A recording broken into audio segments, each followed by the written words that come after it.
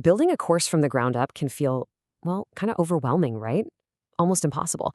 But what if there was a blueprint, a system to turn all that chaos into a clear, successful plan? That's exactly what we're going to break down today: the art and the science of course design. So let's kick things off with a question that, honestly, probably keeps a lot of educators and designers up at night. You're asked to create an entire course, but you're missing pretty much all the key details. Seriously, where do you even begin? All right, let me paint a picture for you. This is a real-world challenge.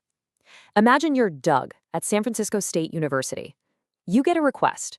45 students need a super intensive English course.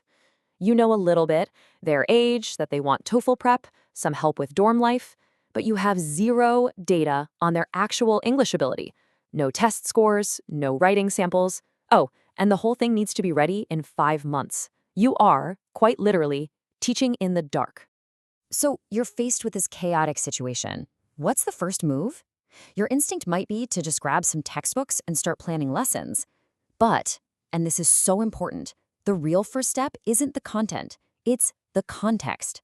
You have to understand the environment before you can even think about what you're going to teach. And this whole process, it actually has a name: situation analysis. We're talking about zooming out and looking at the bigger picture. We're thinking about things like cultural norms, what resources we actually have, like computer labs or smartboards, and, how experienced our teachers are. This is the foundation for everything that comes next. So let's bring this back to our San Francisco case study. What's the most critical factor here? It's time. This isn't a semester-long course. It's a short, high-pressure, 4-week summer program. And that one detail changes absolutely everything. The course has to be incredibly focused and efficient. If you ignore that piece of context, your curriculum is basically doomed from the start. Okay, so we've got the lay of the land, we understand the environment. Now we need to figure out what our students really need to learn. And this isn't just about what they want to learn, it's about finding a really critical gap. And this brings us to our next big idea, which is called a needs analysis. What we're trying to do here is pinpoint that gap, the space between where a student is right now and where they need to be to hit their goals. It's all about balancing their wants and desires with the hard requirements for them to succeed. And you really can't overstate how important this is. If you skip this step, you're just guessing. The curriculum expert Jack C. Richards put it perfectly.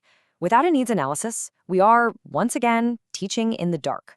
We could end up wasting weeks on grammar drills when what our students desperately needed was practice writing a university-level essay. Now, needs aren't just one thing. We can really break them down into 2 big buckets. On one side, you have the objective needs. These are the cold, hard facts, the data, like test scores. But on the other side, you've got the subjective needs. These are the human elements, things like student attitudes, what they expect from the course, and how they like to learn. A truly great course finds a way to balance both. Right, so we've looked at the situation, we've dug into the needs, but how do you actually stick all these pieces together into a plan that makes sense? What you need is a map, a framework that can bring a little bit of order to all this chaos. And here's step 1 of that blueprint. It's all about the plan. We take everything we learned from our situation and needs analyses, and we use it to set crystal clear goals. From there, we can start to build out the content and the structure. This is basically the skeleton of our course.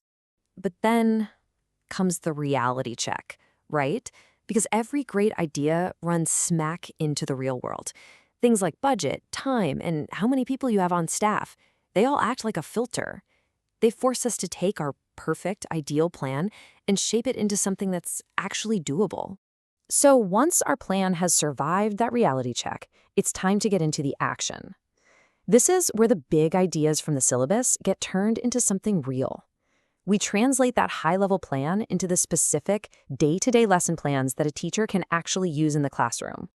And this next part, honestly, this might be the most important piece of the whole puzzle. We call it the engine. Because great course design isn't a straight line, it's a cycle. You teach a lesson, you assess if it actually worked, and then you revise it. This creates a continuous feedback loop that lets the course get better and better over time.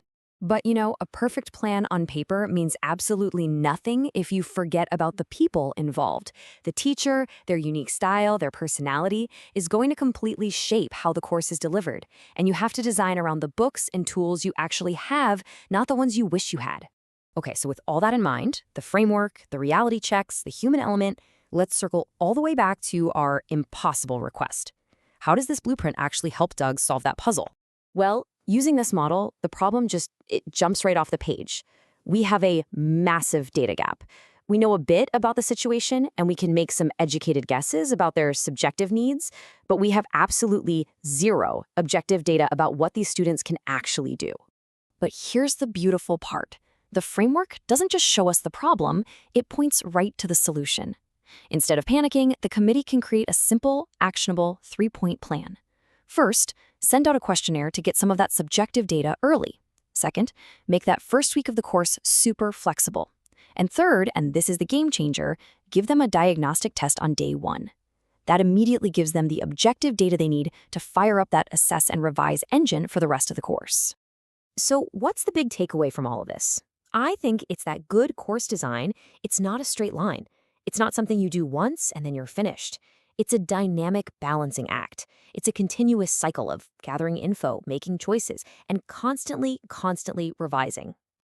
And that really leaves me with one final question for you to think about.